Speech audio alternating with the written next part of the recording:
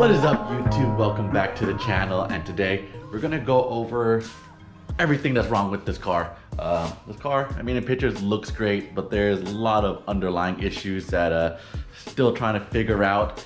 But yeah, let's go through all the shitty parts of the car that make it a hassle, a pain in the neck, pain in the head, whatever you want to call it, piece of shit.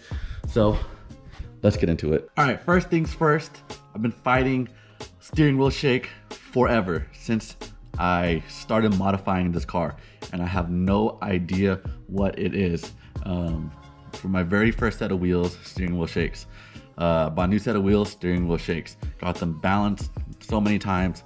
I've got alignment with this car. I probably had at least 15 alignments so far in the last 10 months. A lot of alignments. And the SSRs right there, those are probably my fourth or fifth set of wheels, and I'm still getting shake. And I've done a bolt check on this car at least 10 times, and I can't figure it out. I mean, I had one loose bolt, tightened it up, and still getting issues. And I even changed the brakes, the rotors, thinking the rotors were warped. Fixed it a little bit, but still getting shake. I think I may just have really bad luck with wheels. I think every wheel I got was somewhat bent or something. I don't know.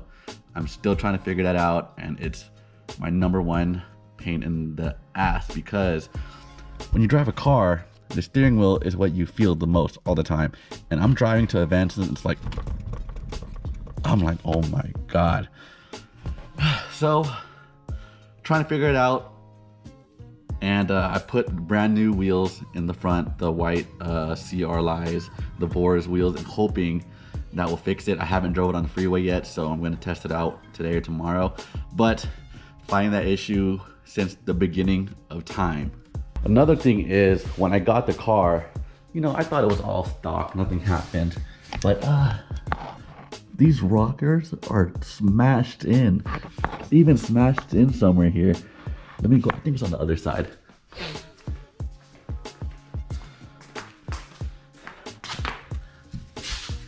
I don't know what side it is, but it's smashed in.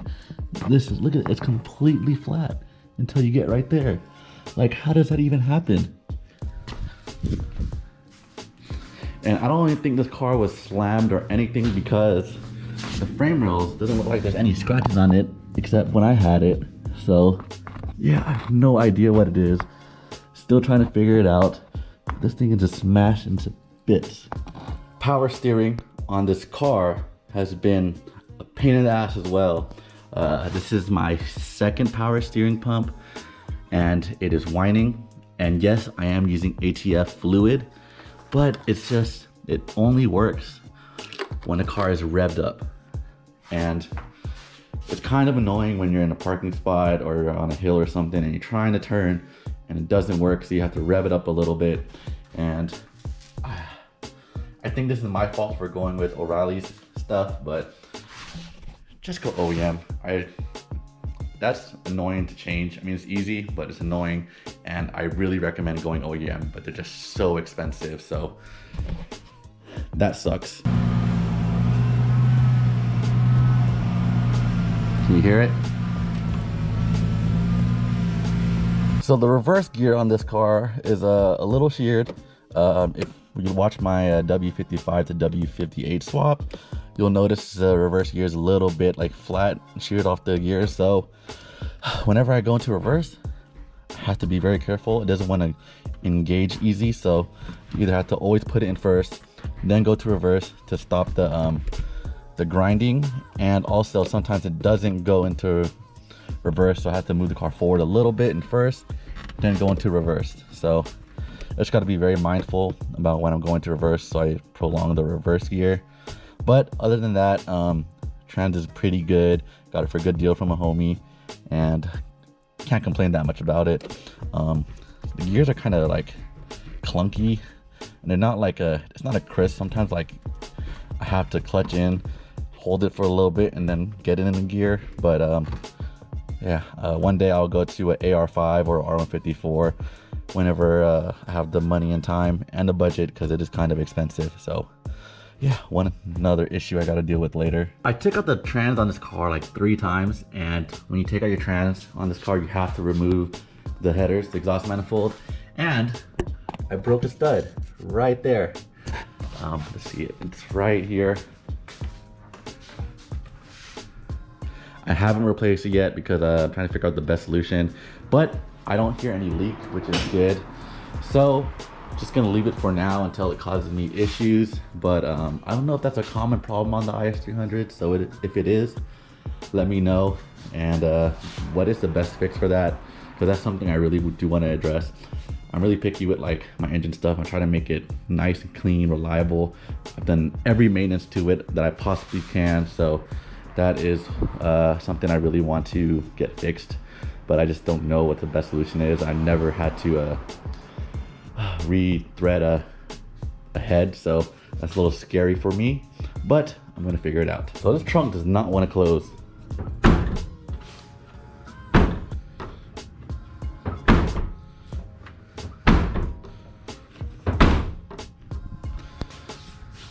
That was actually lucky. I have to slam it pretty hard every time I want to close the trunk. And sometimes I forget and I go on track and this shit just clunking all around. I'm like, what is that? I'm like, oh, it's the freaking trunk. So that's a piece of shit, and don't know how to fix that either. But also never tried to. All right, let's talk about this body kit. Look at that. I bought these eBay headlights from someone on Craigslist, and they don't clip into place that well. This body kit broke first day I drifted. This is from the second time I drifted it. This is cracked. That's cracked.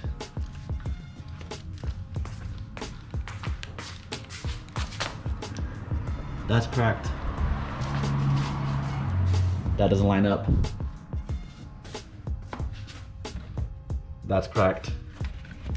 And that is cracked. And also, that is cracked.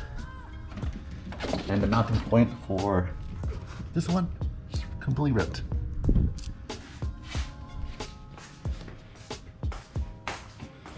I am surprised that this front bumper is still in one piece and not cracked. That amazes me, because I thought that would fall off or break the first thing, but no, it stayed on. Also, this wrap job is actually not the greatest in person. This bumper, rear bumper, is trash. The wrap does not want to stick on the polyurethane fiberglass bumper. Same with the front. The front's a little bit better, but it's lifting on the corners right here. So, and also the body kit is held on with some hopes and dreams. Here's hope and here's dream. Pretty bad wrap job right there. Also, this car is probably mostly eBay. I think some people may or may not know, but this is probably like a 90% eBay build. So let's go through the eBay list. Got the eBay shift knob. This is a real steering wheel because got it from Japan.